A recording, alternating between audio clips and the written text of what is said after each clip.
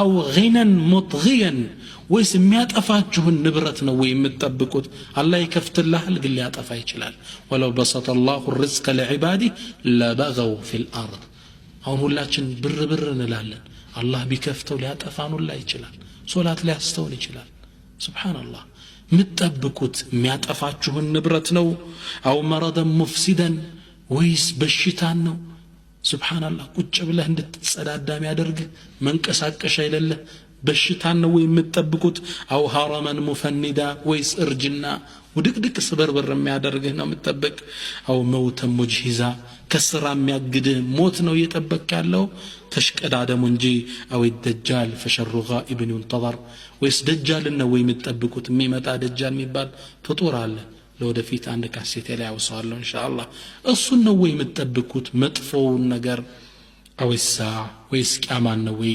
فالساعة أدهى وأمر كمان نوي متبكوت الصادق مو يمررتشنا كبادنا بادروا بالأعمال سبعة نقر سايمت أباتشو تشكد آدمو كجزي قاروتو يلالو رسول الله صلى الله عليه وسلم يهنم أتناكرو عمر بن عبد الله سنقروا من يلالو إن الليل والنهار يعملان فيك فاعمل فيهما كأننا لليتكو كانت هوتي يقودلونو እየሰሩ ነው ባንተ ላይ አንተም በእነሱ ላይ ስራ ይላሉ ዑመር ኢብኑ አብዱል አዚዝ ስለዚህ መፍጠን አለብን ጊዜያችን ፕሮግራም አውጥተን መጠቀም አለብን ሰለፎች አንድ አባባል አላቸው ምን ይላሉ من كان يومه كأمسه فهو مغبون ዛሬ ቀኑና ነገ እኩል የሆነ ይህ የተሸወደ የተሞኘ ሰው ነው ይላሉ ومن كان يومه شرا من أمسه فهو ملعون የዛሬው ቀኑ ከትናንቱ ከከፋ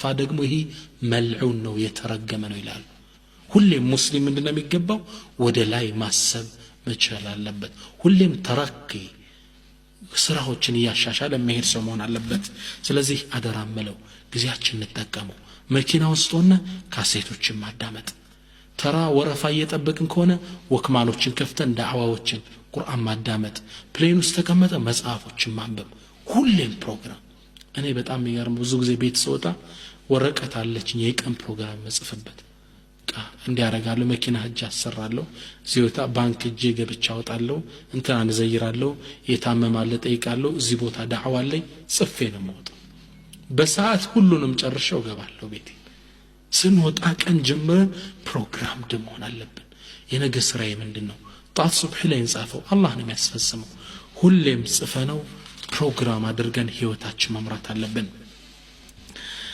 ቀደምት ደጋግ ሰዎች ወቅት ላይ ትልቅ ትኩረት ነበራቸው ከነሱ እስኪ ነሙዘጅ ምሳሌ እንውሰድ يقول الحسن البصري امام حسن البصري من يلالو ادركت اقواما انكو ሰዎችን አገኘው كانوا على اوقاتهم اشد منكم حرصا على دراهمكم ودنانيركم ውድ ወንድሜ ጊዜ የሰው ልጅ ትልቁና ውድ ሀብቱ ነው ብዙ ሰዎች ጊዜን እንደ ተራ ነገር ሲያባክኑት ይታያሉ ነገር ግን እውነታው ጊዜ ገንዘብ ሳይሆን ህይወት መሆኑ ነው የምታሳልፋት እያንዳንዷ ሰከንድ ከህይወትህ ላይ እየተቀነሰች ያለች የአካልህ ክፍል ናት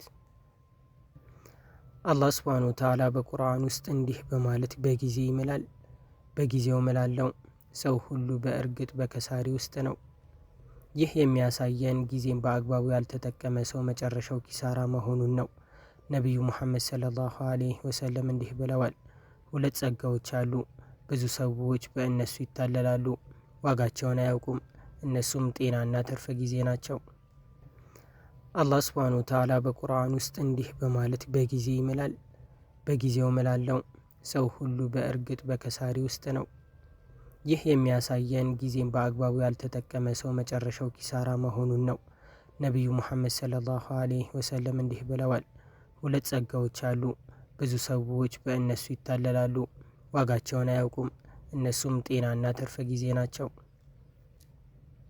ጊዜ ትልቁ ሀብታችን ግን ሲያልፍ ነው ትክክል ምን የሚባል አባባል መስል ባለሞቹ ወጣትነት በእድሜ አንድ የሚመለስብኝ እርጅና የሰራብኝ ስራ ነገረው ነበር ይላል ሁሉ ነገር ከጆት ያ ጀግና ያ ለብዙ የሚበቃ ወጣትነት ኃይል የነበረው የተገነባ ማንነት ዛሬ ፈላጊ ሆኖ ተረጅ ሆኖ ጠያቂ ሆኖ እነግረው ነበር የሰራብኝ አንዴ ተመልሶ ቢመጣልኝ ይላል።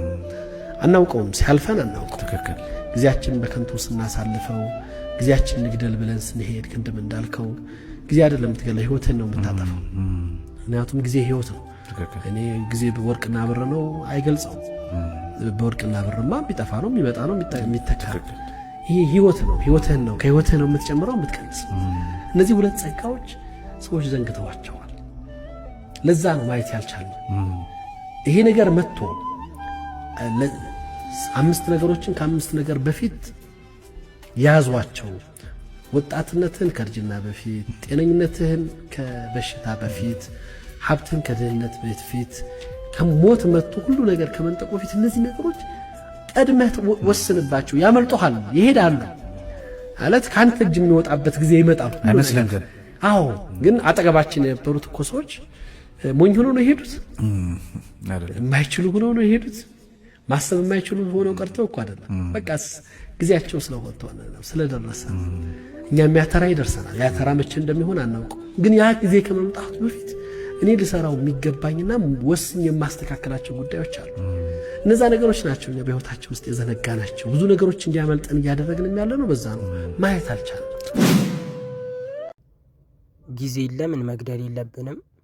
አንደኛ የተገደበ ስለሆነ ዛሬ ያለህ ጊዜ ነገ አይመለስም። ያለፈች ሰከንድ በምንም አይነት ሀብት ልትገዛ አትችልም። ሁለተኛ ተጠያቂነት ስላለበት በቂያማ ቀን እድሜህን በምን እንደጨረስከውና ወጣትነትህን በምን እንዳሳለፍከው አላህ ፊት ትጠየቃለህ። ሶስተኛ የስኬት ቁልፍ ስለሆነ በዱንያም ሆነ በአኺራ ስኬታማ የሆኑት ሰዎች ጊዜያቸውን ለጠቃሚ ነገር ወይም ለዒባዳ፣ ለእውቀት፣ ለስራ እየተጠቀሙበት ብቻ ናቸው። ምን ማድረግ አለብን? አንደኛ ቀንህን በፈጅር ሰላት ጀምር፣ በበረካ የተሞላ ቀን ይሆንልሃል። ሁለተኛ እቅድ ይኖረህ፣ ዝም ብለህ አትኑር። ለቀንህ ለሳምንትህና ለወረህ ግልጽ ግብ ይኖረህ። ሶስተኛ ከንቱ ወሬና ተግባርን ራቅ። በማይጠቅም የሶሻል ሚዲያ ውሎና በሐሜት ጊዜህን አትጨርስ። አራተኛ ምላስህን በዚክር አርጥብ። ስራ እየሰራህም ቢሆን አላህን በማውሳት ጊዜህን ወደ አኺራ ባንክ አስገባ። አሁን እኮ በአንድ ሰከንድ ውስጥ ዓለም ላይ 2 ሰው ይሞታል። በአንድ ሰከንድ ውስጥ ስንት ሰው ይሞታል? 2 ሰከንድ። አሁን እያወራሁኝ ቢያንስ 4 ሰው ሞቷል ማለት ነው ዓለም ላይ። ስለዚህ ከነዛ ከሚሞቱት ይህንን ዓለም ለቀው ወደ ቀጣይ ዓለም ከሚሸጋገሩት እንሁን አንሁን እያንዳንዳችን በምን እናውቃለን? ስለታመምክ አይደለም የምትሄደው፣ ስላልታመምክ አይደለም የምትቀረው። በድንገተኛ አደጋ የሚሞት ስንት አለ? ታሞ አልጋ ላይ ደግሞ ረጅም እድሜ ቆየ ደግሞ ስንት አለ? ምንም ሳይታመም በድንገተኛ አደጋ ተኝቶ ወደ አኺራ የሄደ ስንት አለ? ስለዚህ ኢኽዋን ጊዜ ውድ ነው። እድሜያችን የኛ ማንነታችን ነው። ሰው ልጅን ስናስብ ያለ ዘመን ልናስበው አንችልም፣ ያለ ጊዜ ልናስበው አንችልም። መቼ መጣ መቼ ሄደ እኮ ነው የሚባለው ታሪኩ ላይ። ከጊዜ ጋር የተያያዘ ነው። እዚህ ትንሽዬ ከጊዜው የተወሰነ ክፍል ከሄደ ከሱ ማንነት ውስጥ የተወሰነ ክፍሉ ሄዷል ማለት ነው። እያንዳንዷ ደቂቃ እያንዳንዱ ሰዓት ውድ ነው በሙእሚን ህይወት ላይ። ሙእሚን የጊዜን ፋኢዳ የጊዜን ቫልዩ ስለሚያውቅ አላህ ተባረከ ወተዓላ በጣም ብዙ ቦታ ላይ ስለ ጊዜ ክብር የሚያሳዩ የሚያንጸባርቁ ጥቆማዎችን አላህ ስለሰጠ ወልዐስር ኢነል ኢንሳነ ለፊ ኹስር ወዱሓ ወለይሊ ኢዛ ሰጃ ወነሃሪ ኢዛ ተጀላ ወሸምሲ ወዱሓሃ ወልቀመሪ ኢዛ ተላሃ። ከጊዜ ጋር የተያዙ ነገራቶችን አላህ ለመሃል ላይ ያቀርባቸዋል። አላህ በፈለገው ነገር የሚምል የሆነ ጌታ ነው። ስለ ፀሐይ፣ ስለ ጨረቃ፣ ስለ ሌሊት፣ ስለ ንጋት አላህ ተባረከ ወተዓላ የሚምለው ይህ ሁላ የቀንና ሌሊት መፈራረቅ ምክንያቶች ስለሆኑ እዚህ አላህ የሚምልባቸው ነገራቶች በእኛ ህይወት ላይ ትልቅ አትኩሮትን የሚሹ አጽንኦት ልንሰጣቸው የሚያስፈልጋቸው ቦታ ልንሰጣቸው የሚገባቸው ነገራቶች ናቸው። አስታውስ፣ ጊዜህን ካልገዛህ ወይም ካልተጠቀምክበት እሱ ይገዛሃል ወይም ያሸንፈሃል። ዛሬ ላይ የምትዘራው የጊዜ አጠቃቀምህ ነገ በጀነት ውስጥ የምታጭደው ፍሬህ ነው። ጊዜህን